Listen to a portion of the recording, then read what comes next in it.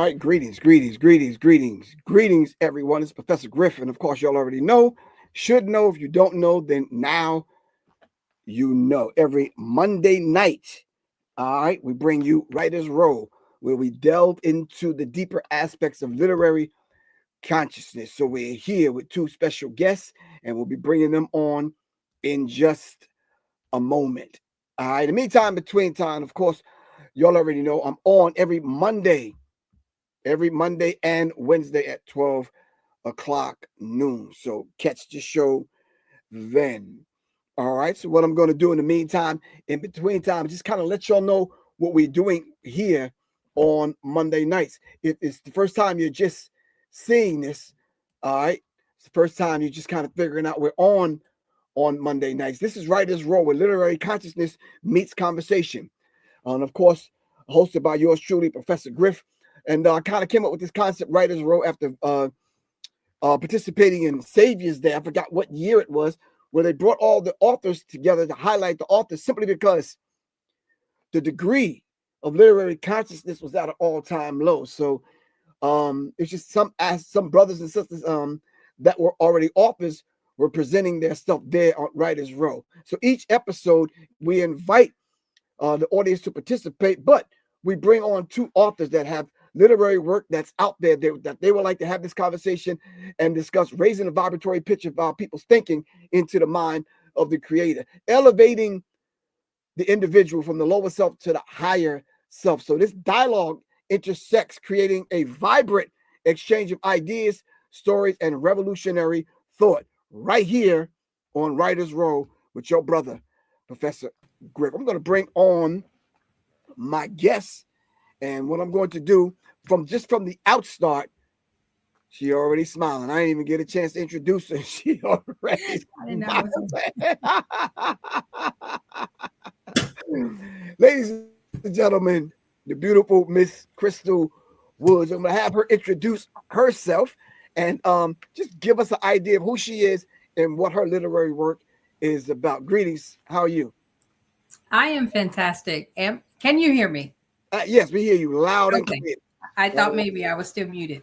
Okay. I am fantastic. And first and foremost, it is great. It is an honor and a pleasure to be here on your show and to see you again, Professor Griff. So I am honored.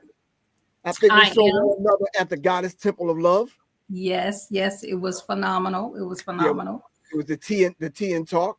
All right. Queen Soleil is beautiful and shared a lot of wisdom and information. So I thoroughly enjoyed that. Oh, give thanks. Yes. So who is Crystal Woods? I am Crystal Dion, Crystal D. Woods. I'm an award-winning author. I'm a speaker, and I am a transformational life coach, as well as an advocate for justice. Okay. So when you say transformational life coach, give us a deeper understanding of what that is. What I do, I empower and help professionals. I help women pull back the layers of the mask that is holding them back. Okay. Change the narrative of the stories that they've been taught to believe and apply practical steps to help them begin their journey towards transforming their mindset as well as their life. Oh, that's beautiful, beautiful, beautiful.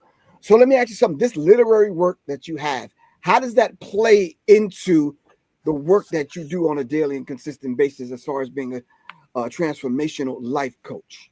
How does your work reclaim your power? Yes.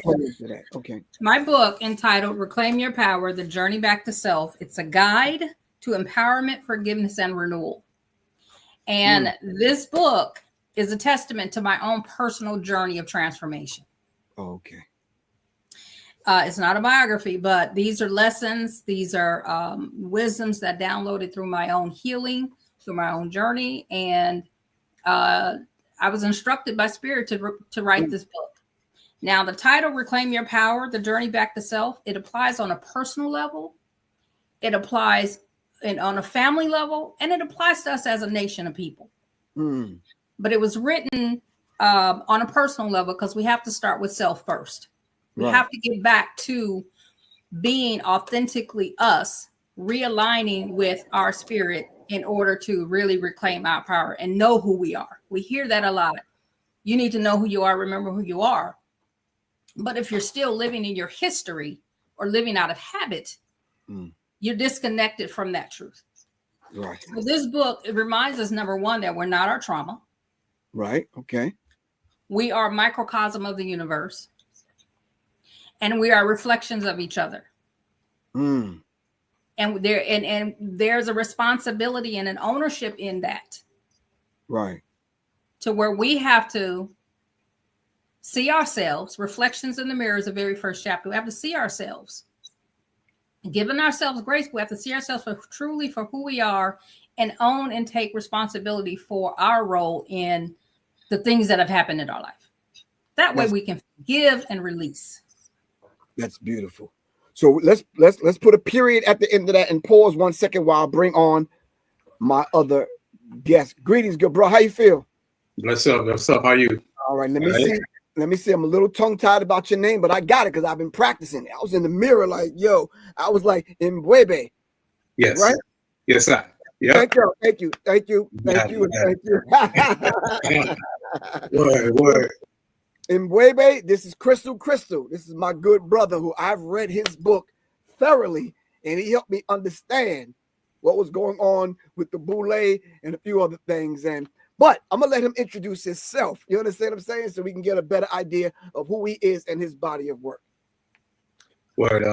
It's a pleasure to be in this space. Definitely greetings to both of you and give thanks, brother. You know, we've been connected for a few years, you know what I mean, for a couple decades actually, you know, so it's good to rekindle that. But again, my name is BWEBE ISHANGI. I consider myself to be a scribe of many frequencies. I've been writing since 1991. First came out with a magazine called The Ghetto Times.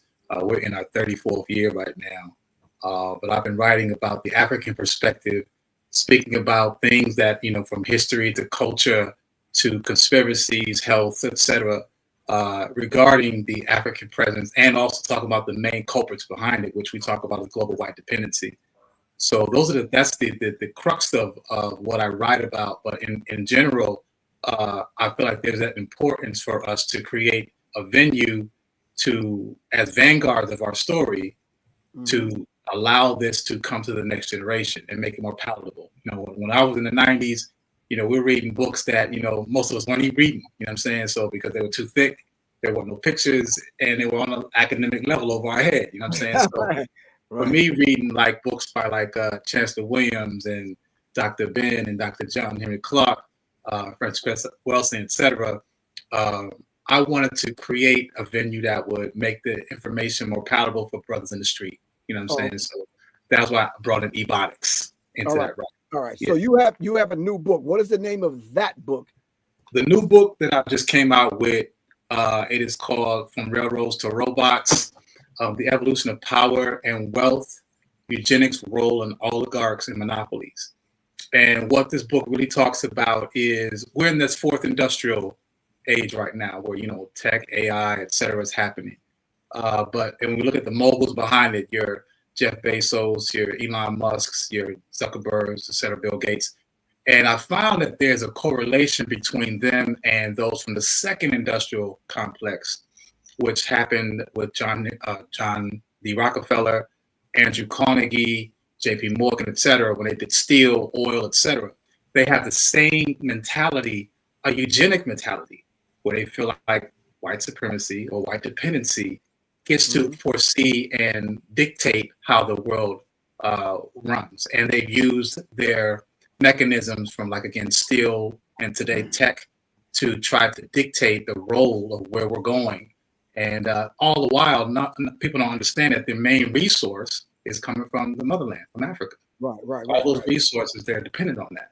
Right. So we don't know that, though. They're still living as a third world country. And that's what I want to talk about, is that dependency that they have. They are not powerful at all. It's just that they've gone through military might to go and take things. And if we start to become aware of these things, then we need to get in this game and become the developers that we naturally are. Right. Okay, cool. Yeah. So when I brought Crystal on, she talked about reclaiming, this whole idea of reclaiming aspects of who we are to raise the vibratory pitch, to raise us up. Maybe she can explain it better to you. So Crystal, if he's just purchased your book and he's cracking it open, what will he pull? What can he pull from that to elevate his consciousness? Now, I really like what he stated about Africa and what we're seeing with Africa right now, and I liken that to reclaiming their power. They have taken a position. They've had a chance to look at themselves, reflections in the mirror. They see how the destruction has happened over the course of their lifetime, our lifetime, Right. And that's what's happening here in America for us when you mentioned Chancellor Williams, the destruction of Black civilization. So the book itself is more on a personal level, where we have to first identify the blocks in our own life. So often we're repeating stories that were told to us, whether it was through tradition, whether it was just handed out in religion, and we're not doing our work ourselves. Right. To really begin to evolve, elevate, and elevate our consciousness, but also to align with who we are becoming. Right. So brothers, so do you think the brothers and sisters on the African continent will receive your body of work like we receive it here, or is it a different kind of understanding that they'll pull from it? Actually, I think that, I can't per se, actually, I'm not there seeing it, but they have more access to the information than we do here. So I would say that, and they're seeing it, we're seeing like, Ibrahim Traoré from, Burkina Faso.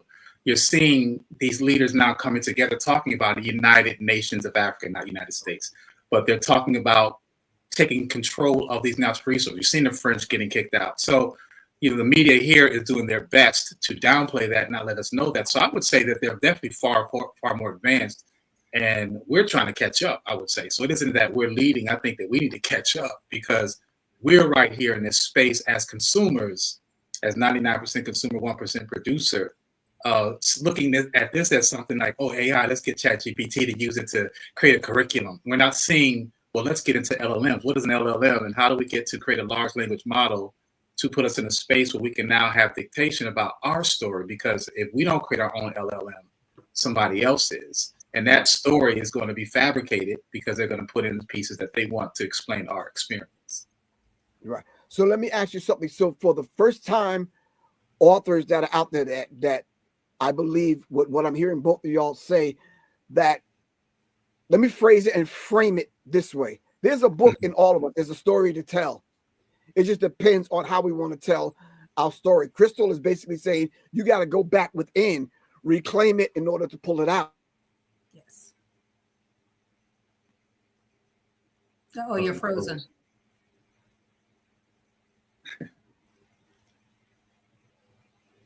We got to keep it flowing. That's right. There we go. Gotcha. No, I think you were frozen for a moment. Right. So I think what you guys are saying that we need to go within in order to bring it out, in order to have those yet authors to come forth to tell their stories as well. Would your literary works raise the vibratory pitch of our consciousness? Will you think your work will do that? Are you sure your work will do that? And then in what aspect will it do that? After you, sis. Oh, well, absolutely. I do think it would do that, and it's doing that. Several readers have already reached out to apply the simple techniques that are in the book, and they're already seeing changes in their life. But it starts with a decision. We have to remember it starts with a decision. We have to decide change. We have to decide we're going to move forward. We have to decide to learn how to apply techniques to increase our consciousness. We have to want to do the things that Brother ISHANGI is talking about. And it reminds me of scripture when it says, come out of her. Okay. Right. Yeah. Like you were saying, we're too dependent on the things outside of us, where we're too dependent on the systems that were built to keep us suppressed. But we have to make a decision to come out of that, change our mindset, reclaim our power, so we begin to build our own movement. Right. Yeah, I would say that, you know, from being a writer is no different than any other person. It's just a person decided to log their thoughts. Okay. And so it isn't nothing special about being a writer. It's about executing that thing. And for me, I started writing in case I forgot. And you know, my technique, Anthony Browder, has this poem called Transition 13. And it talks about a point in time where we knew and then we forgot that we knew, then we forgot that we forgot. Woo. And then there was other people that came along and taught us what we taught them, as though they're the ones that came up with it. Okay, so we talk Greeks. So the point I'm saying is that a writer is someone that decides to jog their thoughts on paper or book or whatnot. And from a selfish perspective, again, for me, in case I hope to get amnesia, we are suffering from a cultural lobotomy, right? Because we don't know who we are. We're still in search of that. But you can go back and read these things. Now, the responsibility also, as I mentioned about being vanguards, is that, you know, back in the day, we had griots. And griots were the ones that would orally transfer our story passed down the generations. Right. Well, writing is, because we have attention deficit order, so we're not going to remember everything. So that's why I feel like writing is the utility or the tool that we can use to maintain that story, because that's how global white dependency, those Europeans came on the scene. They decided to write down what we were telling them because we didn't write it down because it was committed to memory. Right. So I think the point that we're at right now is writing is so important, because what I write today may not be read tomorrow, today.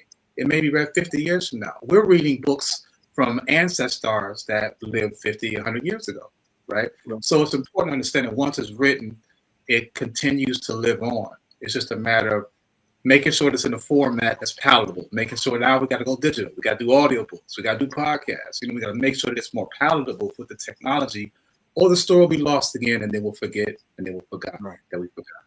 So 20. No, I'm sorry. Go on, sis. Go on. May I add to that?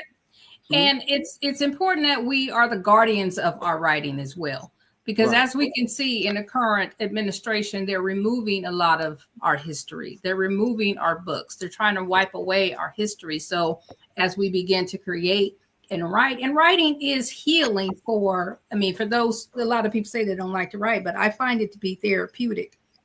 But we have to be guardians of that and begin to build our libraries or a system that will protect these written work for generations to come. Right. So, Crystal, you talked about, I want you to give me 3 of those techniques.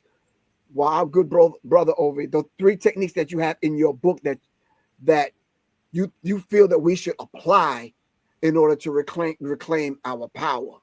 All right.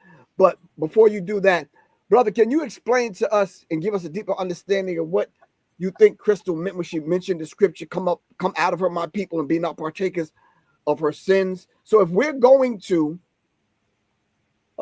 according to the title of your work, understand these oligarchs and understand those individuals that could be taking us off our path to get back to ourselves, to reclaim our power, give me an understanding of that particular scripture and what it means to you. From a spiritual perspective, not religious. Thank you, because I was going to say that. Definitely spiritual. Definitely spiritual. Yeah. You know, and I think it's coming from, I would grasp the term of Ubuntu. Out of many comes one. You know, we are of the same thing. We are of a lineage. And so it's about not taking it personal and thinking, well, what am I going to, like, this is about me. It's really about we. It's about all of us. And, you know, the work that you do, I always look at it like this. You're standing on someone's shoulders, whether that shoulders are weak, strong, negative, or positive. You are that foundation for that next generation. So the point of, when we look at this as a collective, because everyone else sees everything as a collective, but we don't.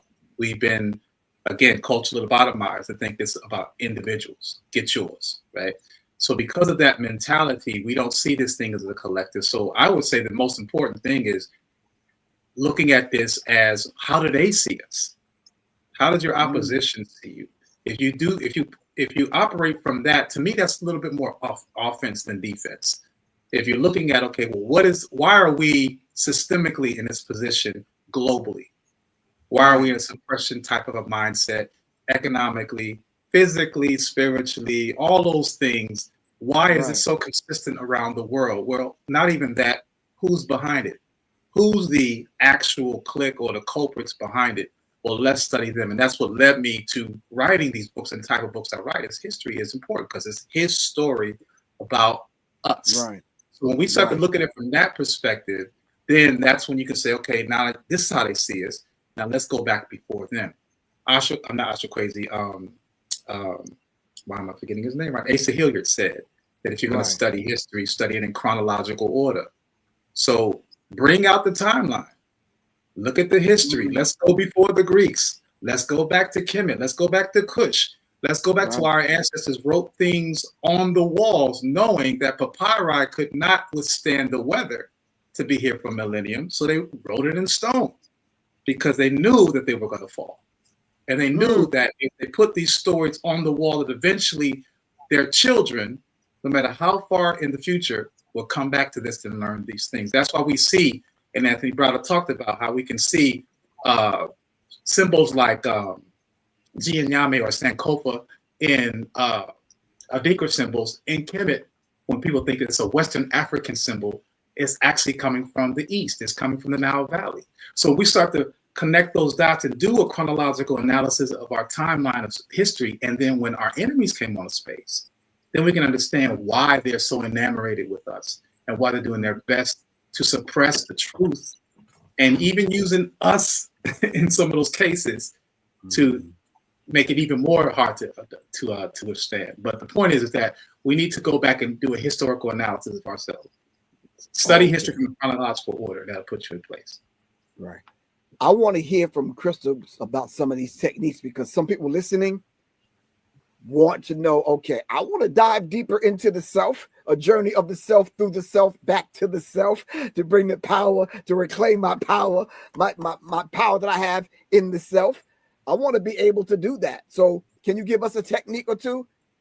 Yes, absolutely. So the first one I would say, and I'm glad it's in alignment with what the brother was saying, in terms of viewing, us getting an understanding of how we're being viewed. My technique would be then to evaluate. You have to evaluate where you are. Take a moment to stop and evaluate wherever you are. If you're struggling in your finances, you have to see what that looks like as a whole. You can't cover it up. You have to see what it looks like. If it's a problem in the relationship, you're having difficulty, you have to look at it.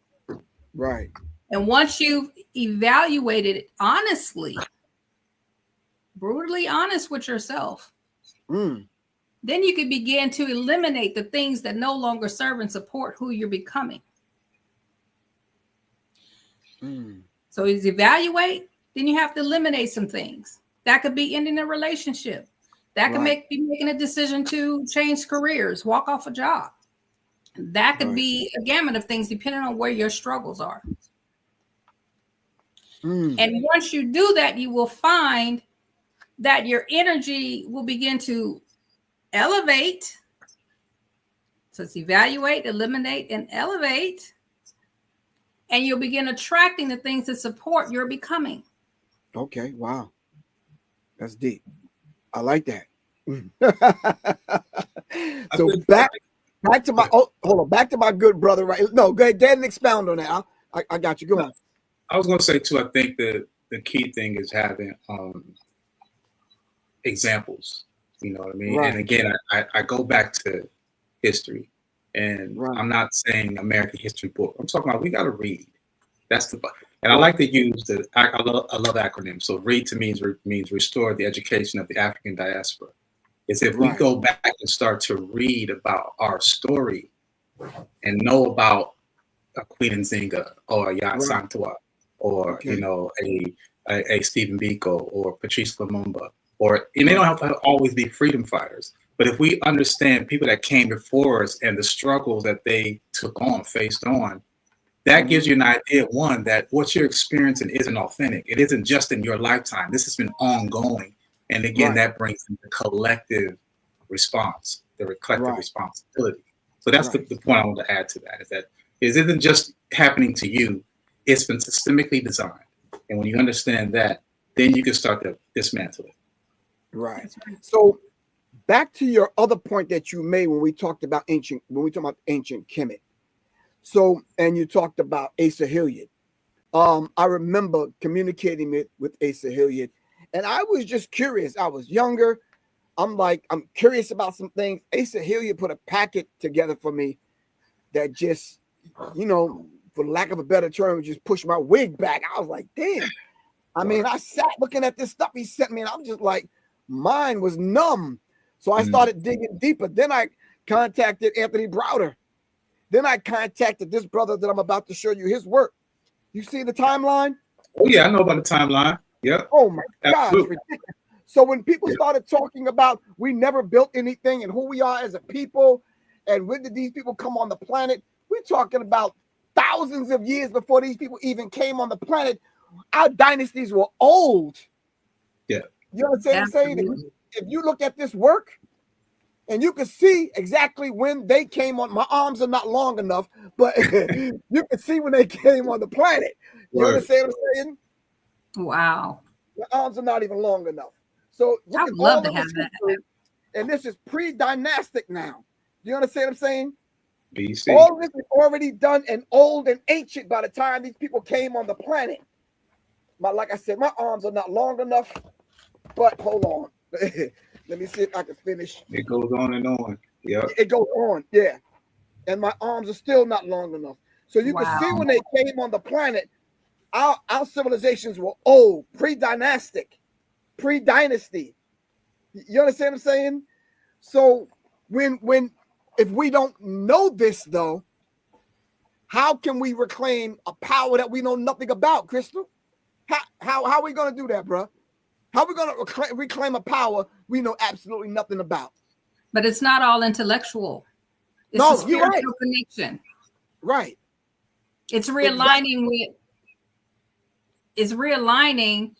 with our spirit being. Because if we look at history and we think about, all those who created, they weren't taught that all that information was channeled through them. Right. Consciousness now is about knowing and really sitting still and being and surrendering to our higher power to receive information, to receive direction. Wow. If I would add to that is, it is energetic. It's energetic. It's frequency. Yes. Just as back in the day when we were trying to find that radio station and turning that dial to get the right sound, it really is an intentional effort to block out a lot of the nonsense, right? That's the one thing we have to understand. That there's so much flutter to keep you from thinking these things. Social media, it's on 24/7, so you can't turn it off. So when you get on your feed, your algorithm is your behavior. Your algorithm is feeding that behavior. So if you look at a bunch of, nonsense, then that's what you're going to be seeing. You're not even going to think about looking for yourself. However, you can change that by keying into certain people like Crystal, like yourself, Professor. And then what happens is you'll start getting algorithms of people like that. And then you start getting feeds if you want to use the social media piece. But the point I'm making is that it's about intentional effort to change your frequency. That means you have to block out a lot of the nonsense, go into yourself, as Sister said, and think about, the ancestors called it the summum bonum, the greatest good. What is it that you are aspiring to be, and how are you trying to make yourself better next week, next month, next year? Right. Challenging yourself to rid yourself of those things that are holding you down, or not getting you anywhere, not giving you the results you're looking for. And then also, in addition to the books or what have you, because those things are going to come to you magnetically. I think energetically they'll come. Once you open your frequency to that you want to receive, those things will start coming across your path. But you got to be patient and you got to be consistent. Right. So this is Professor Griff, and we're right here on Writer's Row, where the pen meets the people and consciousness sparks conversation. All right. This is where we turn the pages into power and conversations into direct change. All right. Which gives us an idea of what revolution is about. Marie, the prefix to evolution, to the word revolution, meaning to bind back to do over. In order for you to evolve, all right, you have to go back and bind yourself back to who we are as a people. And as Crystal Woods teaches us, to reclaim our power. All right, the power that's laying dormant in us. And BWEBE is letting us know we need to tap into that cerebellum, that the knowing, the good that's already there. It's there. We just need to recognize that it's there and tap into it. Sometimes we need to be reintroduced back to who we really are. We need to be reintroduced back to ourselves. You understand what I'm saying? Not who we are in this life that we claim, and not Dwayne Johnson or Barbara Jordan. No, who you really, truly are. So we're going to take a deep breath right now, get a glass of water. All right. So everyone that's joining us every Monday night, 9 o'clock, there's 2 authors on. And this is the first time I'm having a woman on. So it's a beautiful thing to get this ma'atic balance. Ma'at meaning truth, justice, balance, reciprocity, and order. It's always a beautiful thing that when we hear from the sisters, you understand what I'm saying? I've already had 4 brothers on. This brother make the 5th. So I said, next week I'm coming on. If I don't come on with a sister, it's going to be a problem. You understand what I'm saying? My mama, who was present, my grandmother who was present in us. You see, when we talk about ancestors, we're not talking about worship. Back in the day, my mama's mama had an altar in her home. You know that little place above the fireplace where she kept the old pictures and the candle in the Bible? That was the altar. Yeah. We did it without even knowing that we were doing it. You understand what I'm saying? So we don't speak of our ancestors as being dead. Our ancestors speak to us from within us. That's right. With that said, I want y'all to think about the idea of new people coming into consciousness right now in 2025. Give us some readings. What was your journey like? What was your journey like, Crystal, putting that work together? I don't want the 10 books yet, because we're going to ask y'all for 10 books to give the people a little bit later on. I want to know your journey in putting this literary work together from both of y'all. What was that journey? Did you say, okay, well, I didn't think I was a writer, but I want to write a book. I want to get this out. Where do I start? How do I start? What do I want to write about? Talk to me. Can we speak to that? We can speak to that. Well, for me, my journey to awakening started back in 1995. However, I was always a writer. Writing has always been therapeutic for me. I love to create. It served as a way of escape. It was a way for me to live out my imagination, which is a very powerful thing that we teach, that children do, but we no longer do as adults. But this book, it took me 5 years to write this book. And everything in this book is something I had to go through. And what started this process was I was at a crossroad in my life. And, from dealing with loss was the reoccurring theme, whether it was losing a child, losing a parent, whether it was losing relationships, losing opportunities. Loss was the reoccurring theme in my life. And then as we kind of moved into the pandemic, there were so many conversations that I were involved with where people felt like they were disconnected from themselves and they were slipping into states of depression. So this book was channeled through me. 75% of the book was channeled through me as I began to heal and go through my own transformation. Right. And then it took me 5 years because I got to a point where I became resistant. And it was in the chapter of forgiving. And that's something that we don't often do. We don't talk about how to forgive ourselves.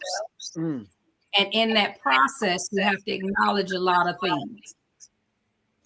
So in my healing journey to writing this book, it got to a point where I was resistant because I didn't want to deal with it. But after I got over that, the book began to flow.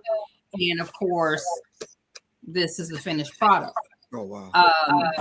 But that was my journey, and it's a testament to true transformation. We have to decide to really, and I had a conversation, and I'll shorten this. I had a conversation with a mental health professional years ago, and she asked me one question that's very profound, and it sticks with me to this day.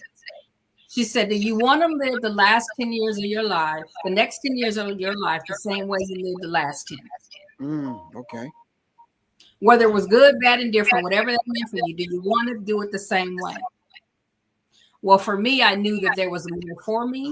I knew that I had a purpose. I knew that there is greatness in me, and I know that there are stories that I need to share. So I really had to ponder that thought and think about it. And continue to allow my journey of healing and transformation to continue. Okay. So brother, can you speak to that either that methodology or that, that path that you took in order to what sparked you to kind of, do this literary work? Yeah. For me, it was, I've always been an artist in regards to visual. I used to draw, draw superheroes when I was a kid and whatnot. I was never considered myself a writer. Never thought I would become a scribe. But what my first book was called Analytical Agitation. And it's to analyze deeply. Right? And it was semi-biopic because I went through some experiences once I started questioning things. I know there's a little bit of feedback. Yeah, it is. Just turn your volume down a little. Okay. Let's see if that works. Okay. Probably not. But anyway, so what did it for me was I started going back to, I had experiences as early as 3 years old. I started remembering, and Crystal mentioned about how, there were ways we were free thinkers, more free thinkers when we were children, right? And then reality slapped us in the face and said, okay, you can't just think freely. You got to fall in line and be this type of person, right? So as a youth, I used to have spiritual encounters. And I wasn't afraid of them. It wasn't about seeing ghosts, like the Hollywood would tell you. But I was having connection with ancestors. Okay. And I had forgotten because I came through teenage years and then young, in my early 20s. So the Western world has augmented that down and, spooked it because it's voodoo. They don't take it and all that stuff. But I knew I was tapped earlier on. So when I started recalling these experiences I had as a child, then I started, and that was me tuning in that frequency, as I mentioned. I wanted to learn more. I had started asking questions that I used to ask when I was a kid, like about space and whatnot, like where are we? Are we the only thing out here in the world or in the universe, etc. So once I started doing that questioning, naturally, as I started having these epiphanies, I wanted to share with people, and I was doing it verbally. I was I was doing what the Ansars was doing back then. You know about them, Professor Griff, like Ansars. Right. We sitting there having all ciphers, right? So I flirted with that for a minute, as far as being an orator and talking and whatnot. But I also realized that people had things to do. They didn't have time to sit there and listen to you talk. So I said, all right, well, what's the best thing? Next thing I can do is I started writing. And the writing is what helped me hack back into my memory. And as they talk about remembering is remembering, re-putting back together those experiences. So I was able to tap back into what I was thinking about at 3 years old, those experiences, those conversations, those thoughts that came to my mind, and I knew it wasn't my voice. So when I started doing that, I realized I'm not alone. I'm part of something larger. I'm a microcosm of a macrocosm. And that if I'm feeling this, I'm sure everybody else is feeling this. It's just no one wants to stand out front and be talked about because they might look in the padded room. You know what I'm saying? So that was really what it started with. Writing was the way for me to get out of me so I could create more room for the next information, the downloads to continue to come. And now, 34, 35 years later, I'm still writing. Oh, okay. I'm going to ask a couple of questions and answer this in 2 sentences or less. You're ready? Don't look at me like that. Go back to the Cape Talk Show. All right. Did you have to get out of your own way in order for this literary work to come forth? I yield to the sis. Yes, absolutely. I was the Most High said, you won't write the book until you go through it. Okay. So I had to surrender. All right. I didn't because I knew it was my responsibility, and it was selfish. I didn't want to forget, so I had to write it so I would remember, and then share with other people, which found I'm not the only one thinking these things. Right. I didn't know I was a poet, but I wrote all my poems down and I kept them to myself. And of course, the little chick I used to like in high school, I used to borrow some of them R&B songs and write those lyrics down, thinking that they mine, but I never got no play anyway, because I was too short. Anyway, I'm gonna give you a phrase because I put my first spoken word album together years ago. As a matter of fact, my spoken word album came out September 11th when the towers were falling. That's the day my album was released, and guess how many units it sold? Zilch, none. It did wood. The name of my album was called And the Word Became Flesh. I know what that means to me. What does that mean to you? And the word became flesh. And the word became flesh. Did y'all think y'all was coming up a Professor Griff show and I wasn't going to challenge your intellect, your spirit being, your something? Come on, talk to me. What that means to me is that we have the power to speak our reality into fruition. The Most High created this word and recreated this world with a word and a thought.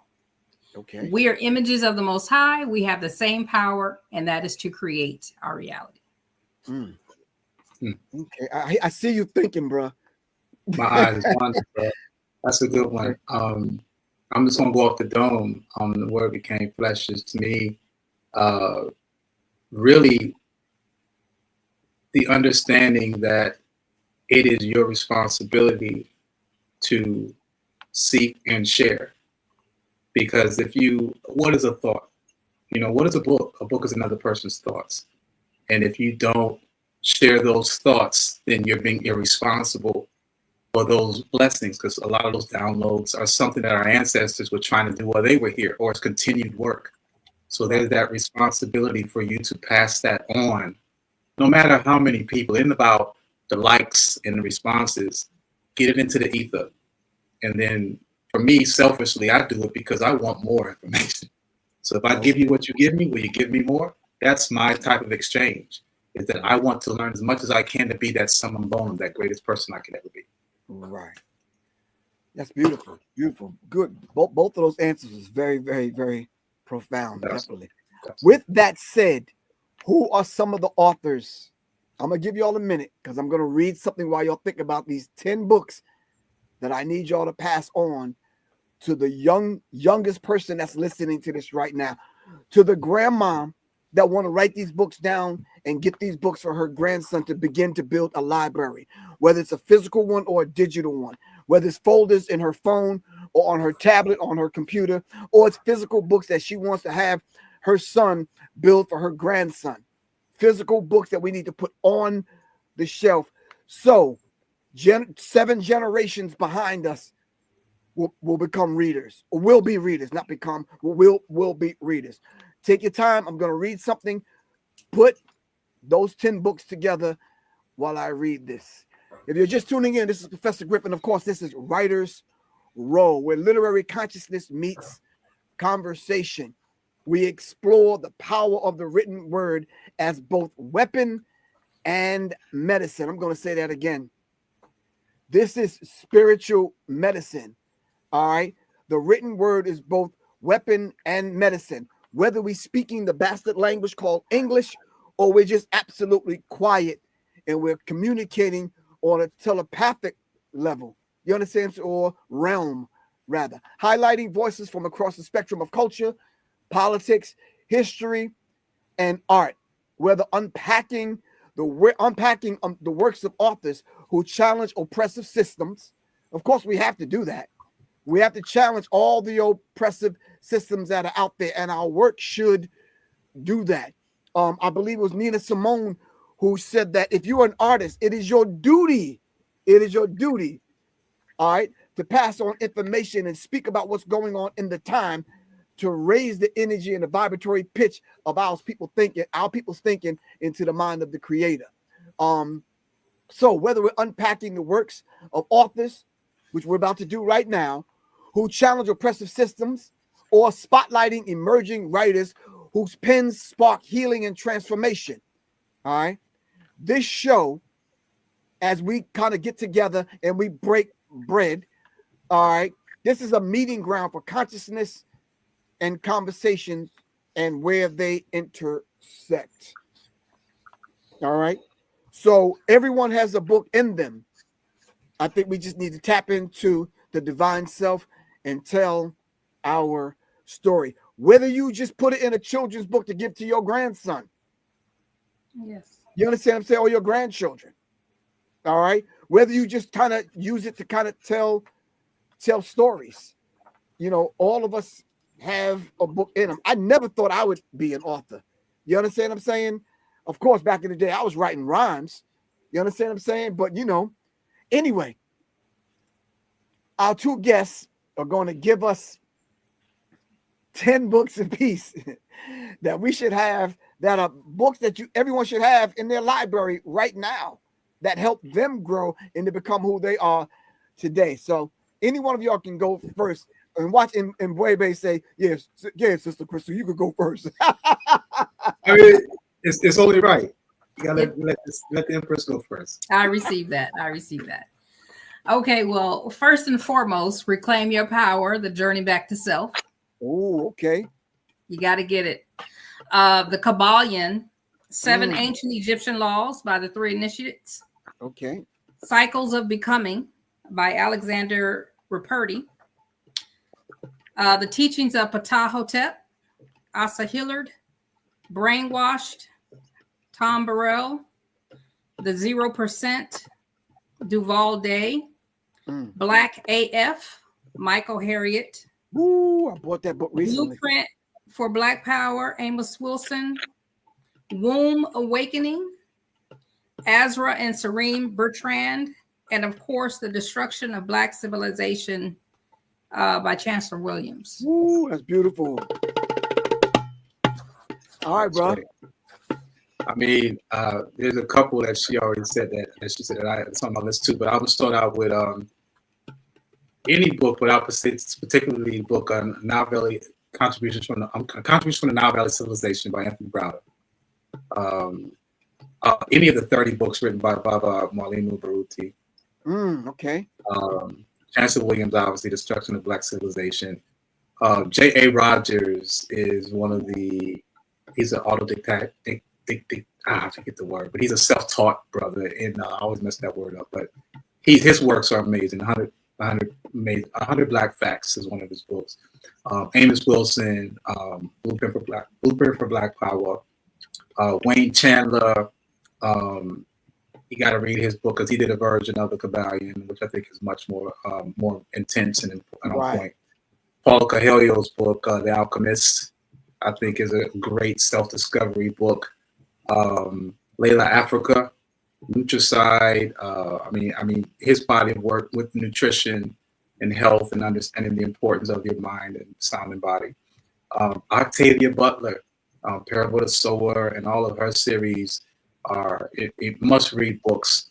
And to close out, I'm going to self-plug. I've written 6 books right now. I'm on my 7th one. It's actually going to be a novel that's coming out next month. And it's in the lines of Octavia Butler. But I've written a book about finances, which is Apocalypse and Intergenerational Wealth Planning for Black people. Apocalypse, okay. Railroads to Robots. I also wrote The Boule, the book about the historical the first Black organization in America and how there are cohorts to global white dependency. But the book I'm writing right now is called 2048. And it's a play on the book 1984, George Orwell, which was originally titled 1948. Talk about Big Brother. So 2048 is an African-centered version of how we are now fighting not just Big Brother, but Big Brother on steroids with AI, and that's coming out. Wow. Does that have anything to do with futurism? Absolutely, 1000%. And that's the thing is, I wrote a novel because I figured some of this information is so real that people don't want to read it. But if you put it in a fantasy type, a story type, and this is something that kids can also read because it's definitely kid friendly. And it's just an urge for us to understand how we need to get into technology because it's going to be part of our lives anyway, but not just be as consumers, but developers. Understanding how we can start to develop, because the code, the original, as they say, the original AI is African intelligence. So if you look at what the original African intelligence comes from, everything is code, and we're code, binary code, DNA code. So if we tap into those downloads, we'll find a way that we can exist in this next shift that's happening, just as we have in the past. Yeah, I talked about several shows ago. I talked about the AI, which is ancestral intelligence, and you know how much pushback I got. They said, "Bro, you tripping?" I'm like, "No, I'm not." I like that. Yeah. You understand what I'm saying? I'm tapping into something that you might not know. If you know, if I go and tap into the Akashic records and I'm permitted to go there and come back down and bring something with me, why I gotta be crazy? Right. I talked about the Illuminati thing 10, 20 years before anybody even knew what it was, because I surrounded myself with those individuals and they went there and brought it back.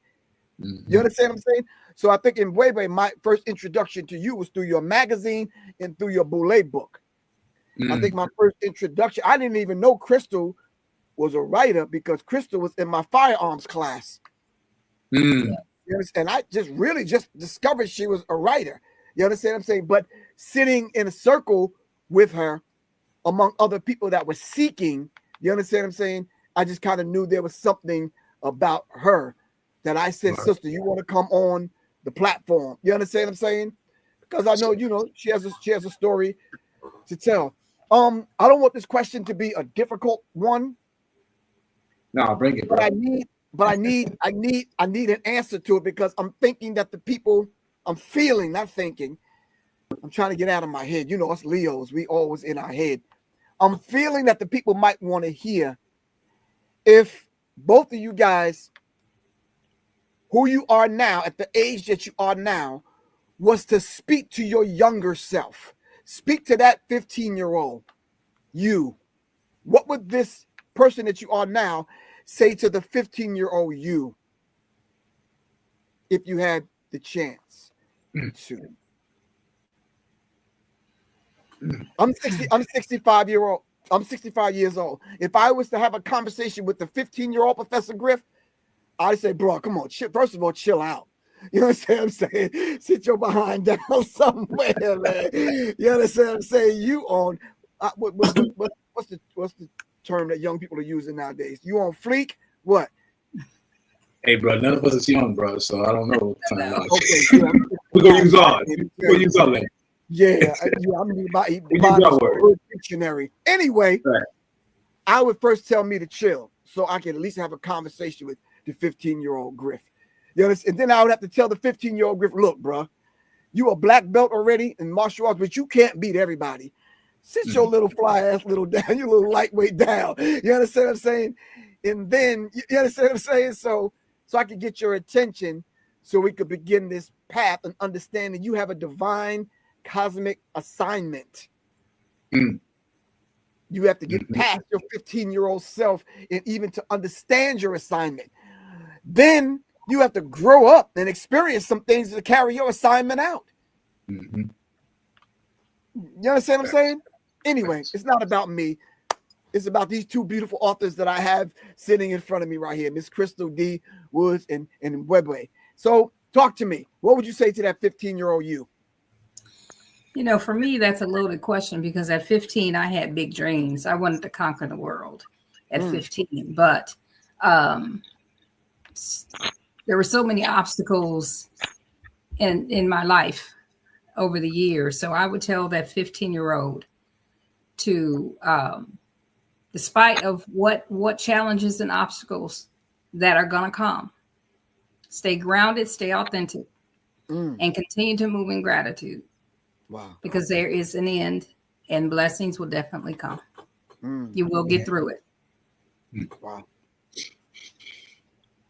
I would say, for me, it would be seek out elders, spend more time with listening to my elders, be they family, particularly family, obviously for bloodline, but also any elder that had information, because I didn't have a father. And so sports became my masculinity. That gave me my masculinity. And so I was a sports head, ran track, played football and whatnot. So I would say if I spent more time not trying to be a jock and trying to be mentally tapped in, because there's elders that I wish I could learn from now that are no longer here. So I would say that is that the importance of understanding people that come to your life may have a reason. And if you seek to figure that out, you might find a jewel or a gem in that space. That's beautiful.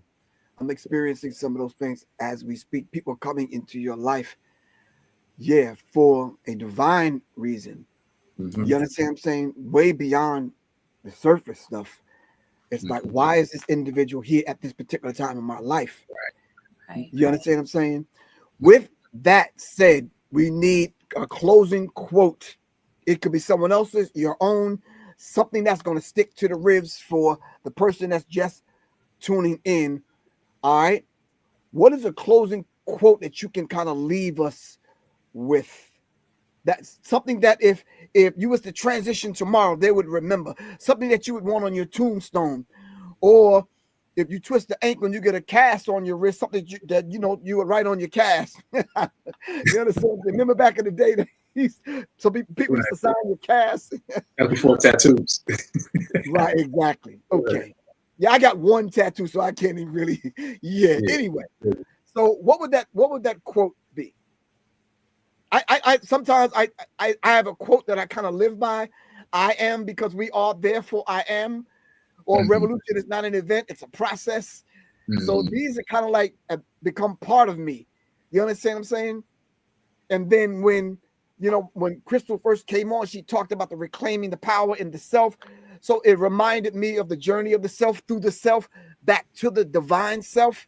And that's who we ultimately become, which is, So what is that quote that you could kind of leave us with? My quote is, I believe in gratitude. In all things, I give gratitude. So my quote is, continue to move in gratitude and be grateful for all things, and the best things will find you. Live inspired and be empowered.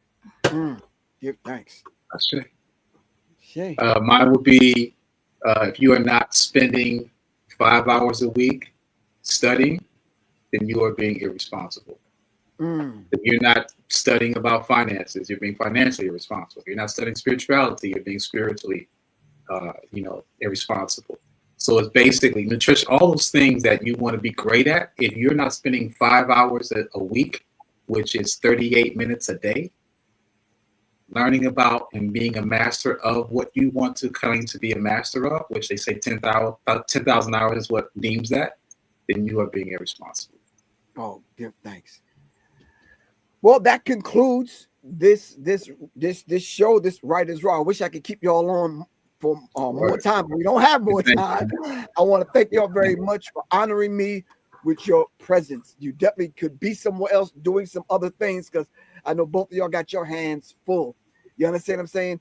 As we speak, for the last month, me and Crystal have been trying to put together an all-females self-defense kind of firearms class. We're trying to get our sisters in the class to get them trained. So thank you very much, Crystal, with assisting in that. And brother, should I let the cat out the bag? We've been trying to link up to do this thing in Charlotte. We're trying to find a venue. We want to do Writers Row in Charlotte live. You understand what I'm saying? So I think it's going to happen. We need to make it happen in Atlanta and in Charlotte. And I think we definitely need to make it up to Brooklyn. Nicholas, Brooklyn. I told Monique we were coming up to make some things happen in Nicholas, Brooklyn. So thank you all for coming on. I really appreciate it. Let the people know where they can get your book and contact you. I just want to tell you thank you. This has truly been an honor to be on your show, Professor Griff, and truly, truly a pleasure to share the platform with you, my brother Ishinga. Definitely looking forward to your books and getting your books.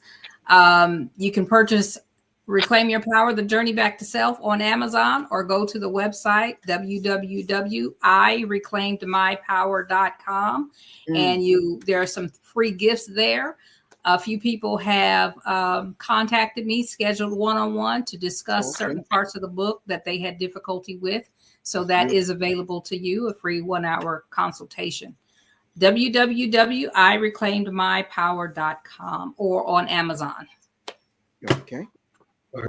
And give thanks again, brother. Appreciate the connect. And sister, it was a great pleasure just sharing the platform, meeting you as well. We're linked now. You can reach me at BWEBE ISHANGI.com. That's MBWEBE ISHANGI.com. Or you can go to theghettotimes.com, DAGHETTOTYMZ.com. And the last one for finances, if you need assistance in trying to free yourself up, is a CryptoWealthMovement.com. Salute. Okay. All right. Salute. Love y'all to life, not to death. I love y'all to life. All right. We're going to make this thing happen. All right. Thank you very much. Really appreciate you. Thanks for coming on. What's up? All right. Salute. Peace. This is where books become blueprints, poetry becomes prophecy, and conversation becomes the catalyst for change. Right here with your brother, Professor Griff, right here on Writer's Row. All right. I want to remind everyone we're on every Monday night at 9 o'clock, simply because this reminds us that words shape worlds. Words shape worlds. And that through collective dialogue, we can script a future grounded in truth, justice, and higher consciousness. This is Professor Griff, and I'm signing out. This is Writer's Row, where we raise the vibratory pitch in our literary consciousness. Thank y'all very much for joining me. Peace.